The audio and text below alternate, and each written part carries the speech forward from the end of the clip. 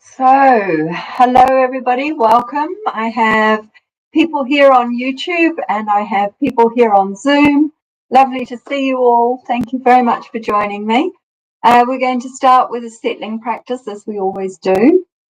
I can hear my phone buzzing, so I'm just checking that nobody is trying to get into one of these things. So, no, we're all good.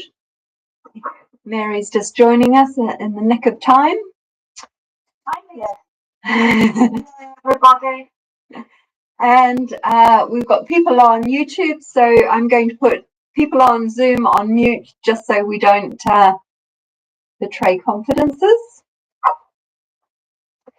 And let's settle and sit with our bum on the seat, our feet flat on the floor, or if you're on a zafu, sit in a way that you're upright, supported, your spine is stacked on itself. So you've got a thread going upwards. Allow your settling to happen within your body. So the body leads the practice. The body is the way into the practice.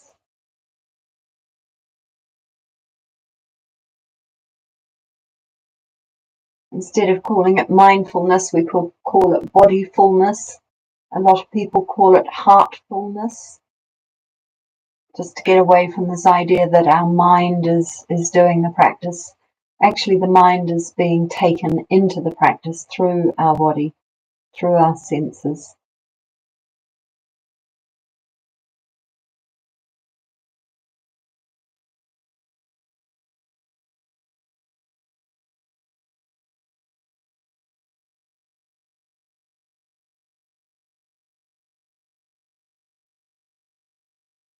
And feel into the settling. So sometimes this feels like we're a bit of a jar of muddy water, or we've just been a bit stirred up through the day. And the act of sitting, shutting our eyes, and just moving our attention to the breath allows all that silt and sediment to sink.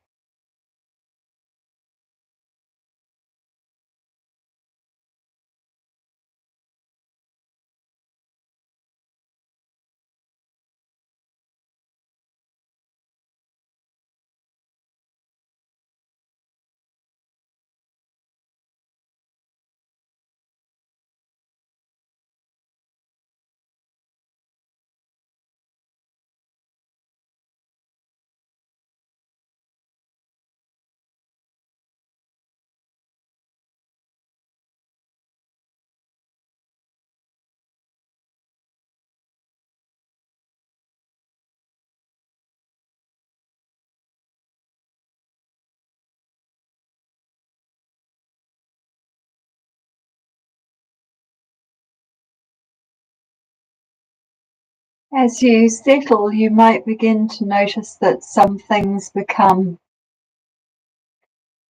prominent in your attention. So you might suddenly notice that noises in the room or next door seem louder.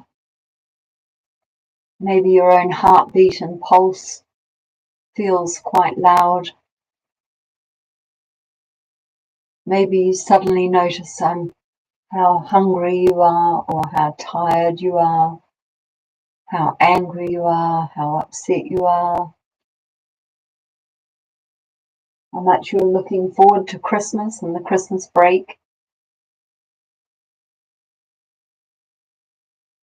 This this very simple act of sitting, shutting our eyes and being still allows all these things to clamour, to become very prominent. And that's really lovely. It's lovely to find out, oh, look at this. It's not that anything that shows up is wrong. It's just making itself known to you.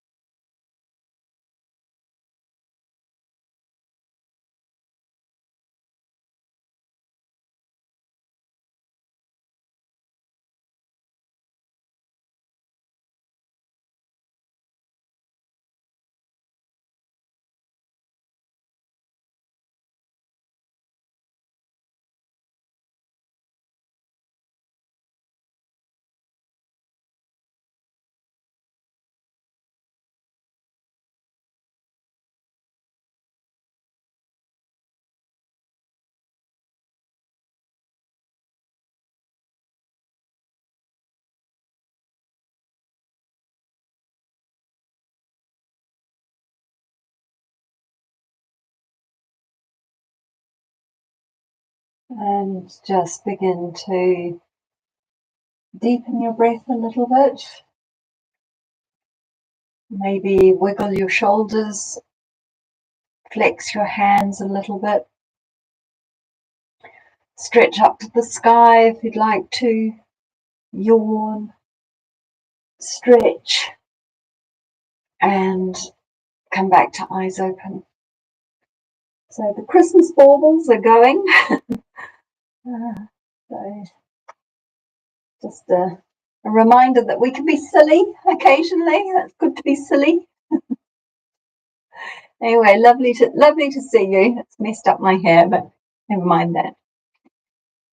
So we're going to be here for about 45 minutes, and we'll explore a theme that I've got prepared for us, and then we'll do a meditation which links to that theme. I then turn off the YouTube channel so that we can have a private chat on Zoom, and then I will not see you until February. So just letting everybody know. In fact, I've got to just check my dates before I make this announcement. So I will be back on the 6th of February online. 6th of February online. 6th of February online. I'm just putting that into the chat.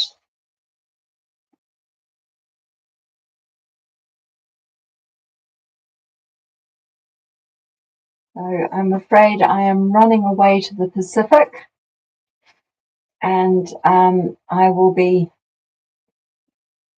10 hours different to the UK. So sorry about that. Leaving you all. But if you need me, you can email me because I am still online. I'm still working. I will do a little retreat over Christmas and New Year when I won't be online, but otherwise, you can call me if you need me. Can we ask where you're going? Are you going home? No, I'm not going home. I'm going surfing in Hawaii. Oh, have an amazing time. Yeah. You remember I went 3 years ago, and I went to look at the sharks, and this time I'm going to go for the whales. So I'm after the whales off Maui. So, which is what I've never. Yeah. Anyway, it's a big long story, but not now. Thank you for asking, Mary. I'll be a few shades darker than this by the time I get back. I hope. It might rain. Okay, somebody else is just joining us here, so we'll just wait for a minute. Okay, so I'm just waving my Christmas baubles at new arrivals. Make you smile. I wanted to talk about something called a process ontology. Okay, this is a big academic word, process ontology, and I'll explain what it means and why I think it's important. So a process ontology helps us to understand how things come about because of a unique combination of circumstances. So in mindfulness, sometimes I think people like Thich Nhat Hanh will take a loaf of bread and they will begin to say, imagine the baker who made this bread. And to make this bread, the baker needed flour. And the flour came from a grain store, a mill where the grain has been ground and made into the right consistency so that the flour can be made into bread. But the mill needed that grain to come from a farm where the farm had to grow the grain. And then the farm had to grow the grain with the perfect soil conditions that the grain would flourish in, the right amount of water, the right amount of fertilizer, the right amount of pesticides if we're using pesticides or chemicals or whatever. So this loaf of bread here relies on the baker, relies on the miller, relies on the farmer. The farmer relies on nature and the unique combination of all of that, as well as transport, as well as the oil that goes in the transport to fuel it, as well as the people who are involved in all of this. So this simple thing, which is a loaf of bread, actually depends on, all these causes and conditions. So it's often called, in Buddhist texts, it's called dependent arising, because it's pointing to the fact that everything depends on other things. No thing can ever exist without the other things. And the way this also shows up in our practice is to remind us that, and I found myself doing this the other day, we replay an event of our lives, so something that happened to us some time ago, even if it's just an hour ago, and we imagine in our head that we could have done something different. Often it's associated with situations where we have a sense of shame or a sense of embarrassment or a sense of anger. We don't like what happened in that event.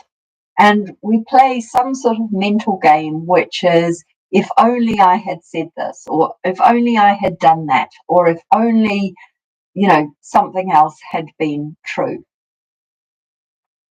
And yet, if you think about this process ontology or dependent arising that I've just been talking about, that is never, ever going to be possible. Even if I could pick you up from now and teleport you back to that event, right back to that event, with all the consciousness and everything else, you could never make different choices, because your choices arise from the context in which you find yourself. They are absolutely rooted into that moment, that time, that place, those people. So that loaf of bread that Thich Nhat Hanh sits in front of him and explains, how it came from the land and the farmer and the miller and the baker and so on and so forth, that loaf of bread could never be different. That loaf of bread, if it was different, would not be that loaf of bread, in case it's not obvious, right? And the Chinese have a lovely expression. Their expression for this is, you can never step twice in the same river, which means, if the river's passing you by and you step into it and you immediately step into it again, it's a different river, because it's flowed past. And even if it's not flowing, even if that river is somehow magically made to stop, the little bits of algae have grown 1 cell, or the fish have moved 1 centimeter, or an insect has landed on the surface of that water. So it's never ever exactly the same. It's always in motion, and we are never able to recreate it, whatever it is. So this is my introduction to, as I say, this Buddhist concept called dependent arising. And in the academic field where I research and study, it's called process ontology. And so it moves the focus of our attention and the focus of our practice away from us. And it moves our focus of attention to the context in which we find ourselves, and, as importantly, the interrelationship between us and others. So that I am I only because you are you. I cannot be this if you are not there. So the person I am even changes. And that again is super important for you to know, that you are not a fixed entity. You know, the person that you are this minute is different to the person you will be in the next minute. And so every moment is a fresh emergence. Every moment is a new horizon. And obviously, let's say 99.9% of you stays the same, but the fact that 1%, you know, that 0.01% is changing means that you are different. And again, this is an idea that is both highly, it can strike you as terrifying, and it can strike you as liberating. So the terrifying way of looking at this is to realize that we have less agency in our lives than we'd like to think. So, and this is why I'm so interested in it, we often attribute our success or our failure to ourselves. We attribute our our lives and the outcomes of our lives to the things that we have done, and that is true, but it's only partly true, because again, the outcomes of our lives are far more entwined and embedded in other people and other circumstances and luck, sheer luck. I mean, the accident of birth, which is often referred to, particularly in respect to items and issues around immigration, poverty, education. You know, it's just lucky that you and I were born to the parents we were born to, with the brain power and the physical attributes that we've got. That is luck. We didn't make that luck. It just happened. And yet, all of that sets us up for the rest of our lives. All of those things, where we were born, who we were born to, the education system we went through, all of that sets up the rest of the luck of our lives, right? And so that's why people get scared and freak out when they learn about dependent arising, because they realize that, you know, we're not 100% agentic. And of course, in this day and age where there are so many people on YouTube and, you know, in the positive psychology going, rah, rah, you can be your best self, you can, you know, climb Mount Everest, you can start your own business, and in the hours that you're not sleeping, you should be starting your own business, you know. I mean, there's so much out there about, come on, you can do it. And that's true, and it's not true. So just, you know, holding that lightly. And the reason it's liberating is exactly the opposite, because you realize that you don't have to take everything so personally. You know, if people gravitate towards you or don't gravitate towards you, it's not you. You know, I mean, part of it is, but you know, you don't have to take everything so personally. The fact that you have not made the perfect Christmas lunch, the fact that you have not found all the perfect Christmas gifts, the fact that you've not managed to get Christmas cards to all the people that you really meant to in your own mind, you know, that is not all about you and your ability to be organized, to be the perfect human that you aspire to be. It depends. It depends on everything. It depends on your energy levels. It depends on how many distractions you have. It depends on how many balls you are juggling in the air and how many things get in the way. And it depends on the people you live with, and it depends on your friends, and it depends on your work, and so on and so forth. So as you enter Christmas, I would like you to really take to heart this.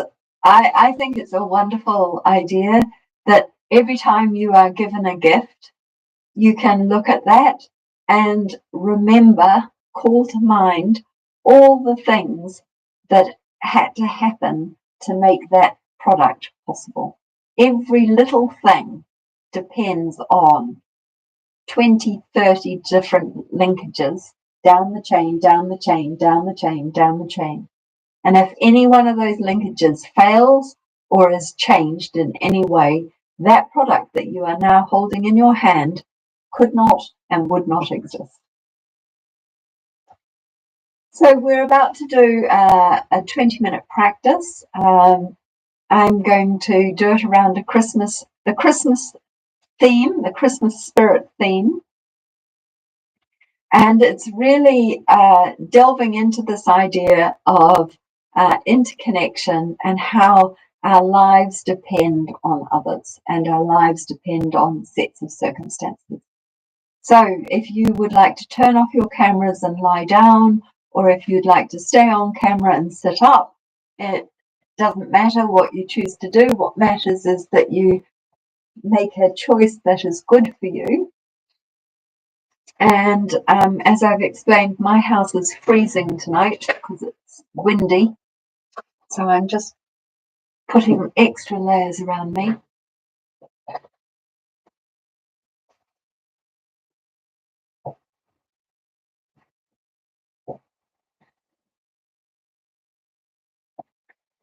So sitting in a way that's comfortable and in an upright and dignified posture, or if you're lying down in a position where you're symmetrical. So even if you're lying down, we want to pay attention to the alignment of the body.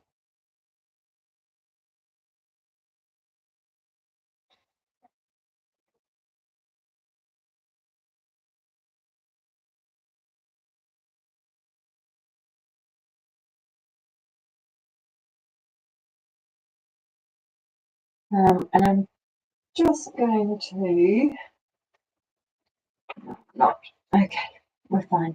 Actually, I am just going to change my my microphone because I'm aware that as I talk in meditation, sometimes my voice drops and you find it difficult to hear. So I'm just moving across to my headset. Okay, I hope that means you can hear me when my voice drops. So, sitting or lying in a position that's comfortable for you. Maybe settling yourself with a couple of deeper breaths so you feel that you've made a transition to practice, to eyes closed practice.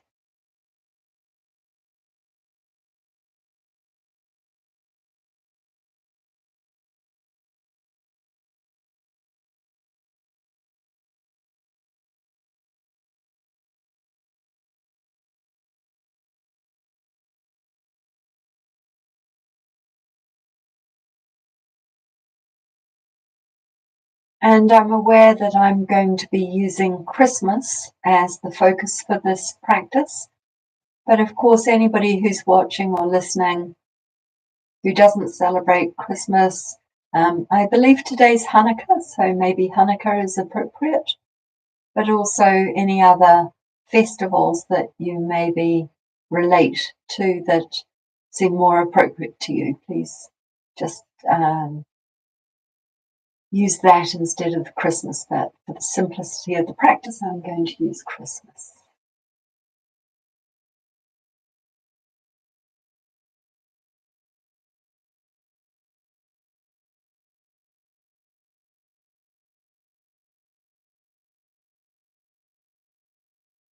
Christmas is a time of well-wishing, and we often exchange gifts or cards as a way of expressing our love, our gratitude, our thanks to others.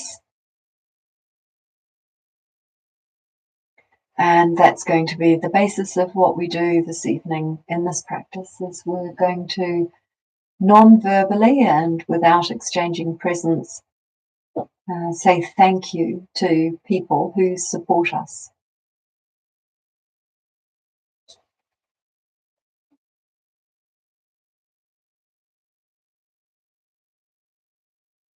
So let's begin our thank yous to the community in which we live. All sorts of unnamed people,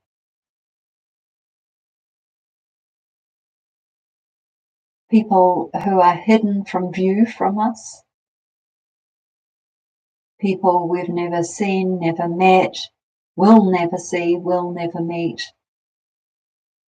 but who are completely integral to our community and to supporting our life and our lifestyle.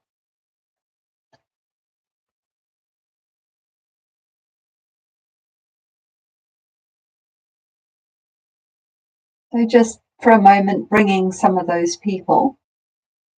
They're probably a bit faceless, nameless, hidden, but just if you can bring them into your awareness.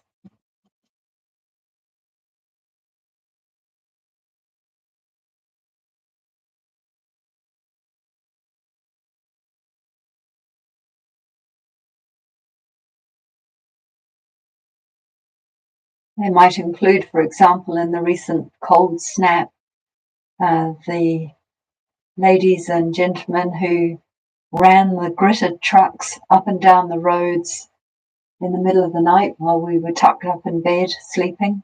There were people out on our behalf, making sure that the roads still ran. The ladies and gentlemen who made sure the electricity grid and the gas grid and the water grids all worked. You know, a really deep and humble thank you to them for their service. And some of us take that for granted sometimes. Some of us don't, of course.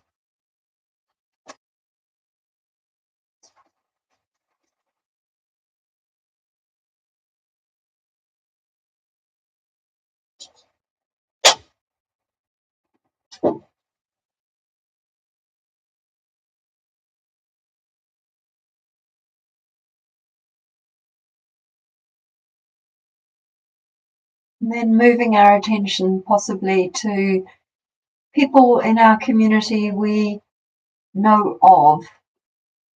Maybe we know of them to nod to, or we know of them because we know their role intimately. So the bus driver, the postie who delivers our Christmas cards,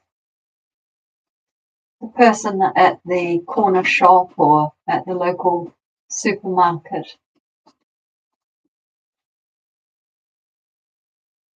Those people we are on nodding acquaintances with in our community.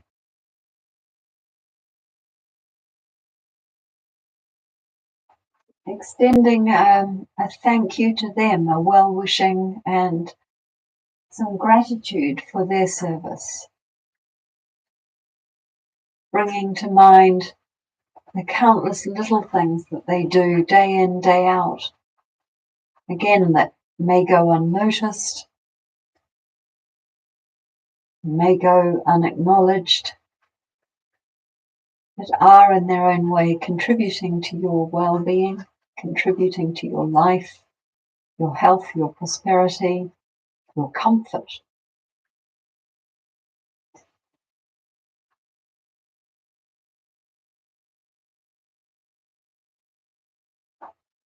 And of course, anybody who's here with us in the UK, I'm sure you'd like to extend that to workers in the NHS.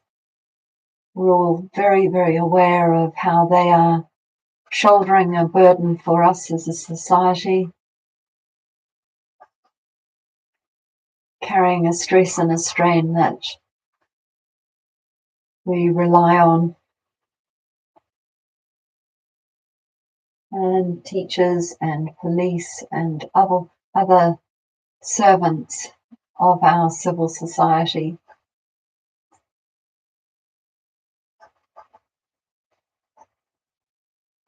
Just this amazing network of people who go to make up a civil society, who go to make up things that we take for granted, but without which our lives would be radically different.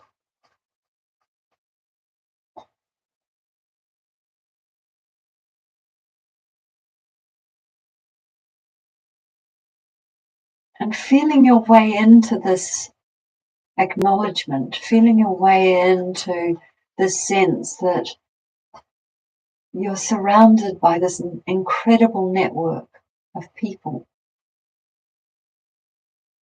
You're surrounded by an incredible network of people that is a gift, that's a real treasure.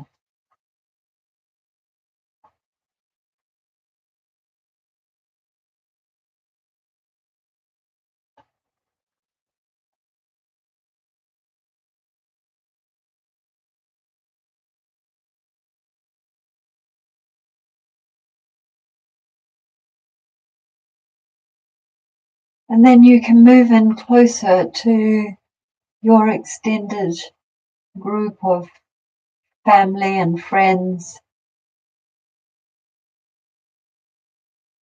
Again, the great sea of ancestors, the great web of loose family ties, distant cousins, cousins of cousins, relatives you don't even know you have, but who carry your genetic code in some small way. Again, they may not even know of your existence, but without their existence, yours would not be possible, because the genetic code needed to be so precise to create you.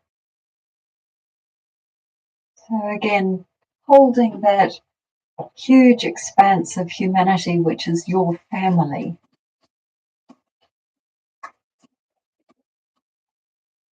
Wishing them well, giving them thanks. Recognizing the gift of interrelations, interconnecting, without which, again, you would not exist, your lifestyle would not exist, your health, your happiness, your prosperity could not exist.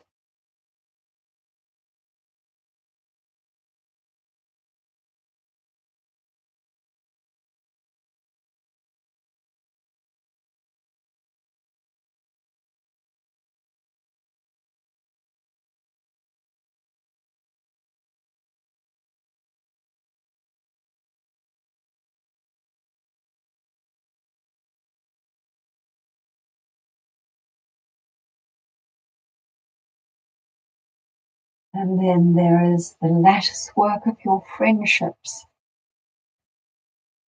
stretching back to your very youth, your very young years. Friends that were near and dear to you years and years ago. Maybe you've lost touch with them. Most of us do lose touch with many of them. But they nevertheless contributed to your understanding of friendship, your understanding of love, your understanding of the world in which you exist. The preciousness of their love and attention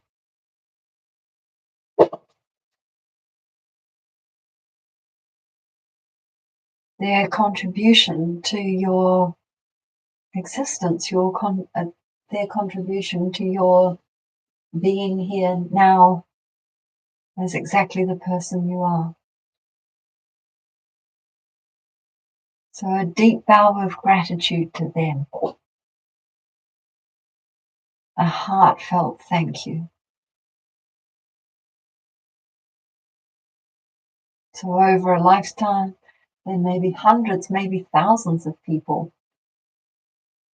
who have been friends, either close or distant, for a short time, for a long time.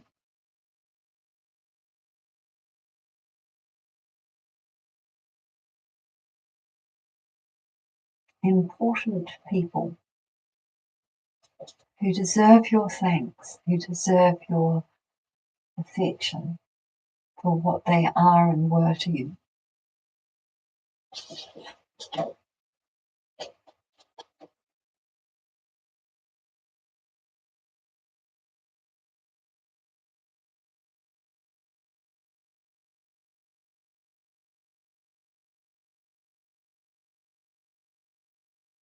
And now let's come to your nearest and dearest, those in your immediate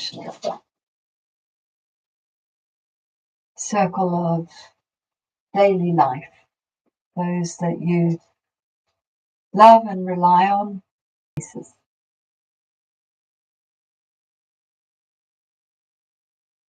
People who work with you or for you.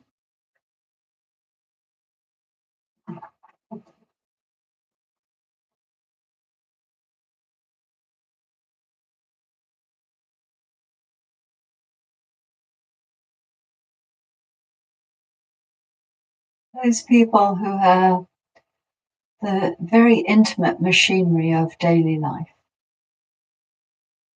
Again, allowing your affection, your gratitude and your thanks to flow in their direction.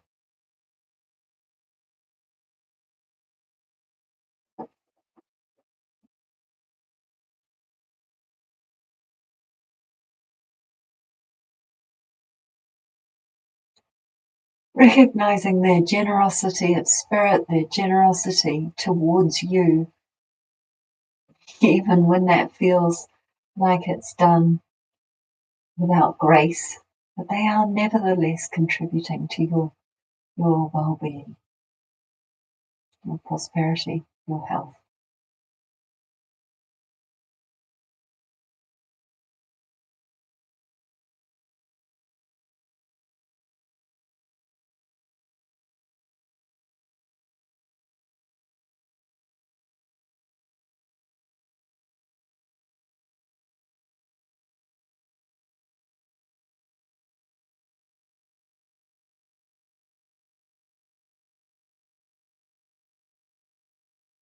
And finally, let's move to yourself and a deep bow of gratitude to yourself for your practice, for your perseverance, for your good humor, for your love of others, for your love of animals.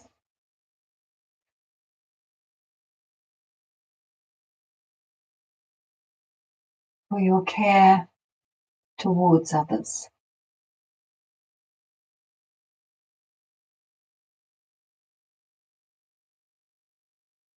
Saying thank you.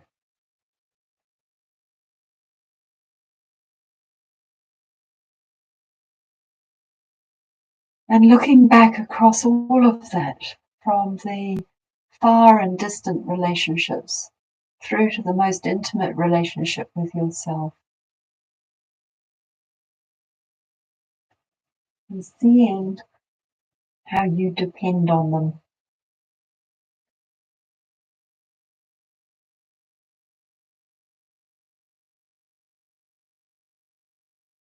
And that dependency is a marvelous thing, is a joyous thing, a wonderful thing. Doesn't mean that you are weak, feeble. It means you're part of life.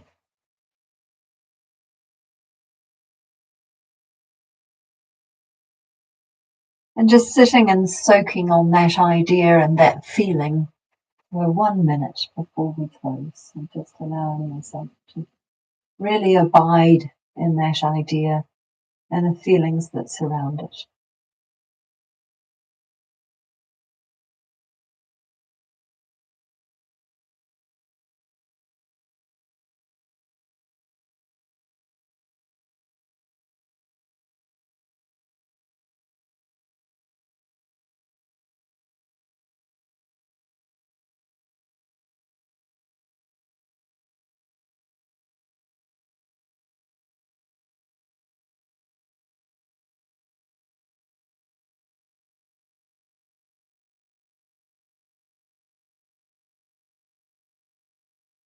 Okay, and a very gentle stretch, wiggle, whatever you need to come back to eyes open. And I will turn off the YouTube stream. So thank you everybody who's on YouTube. Lovely to see you. I'm back in February, so see you then.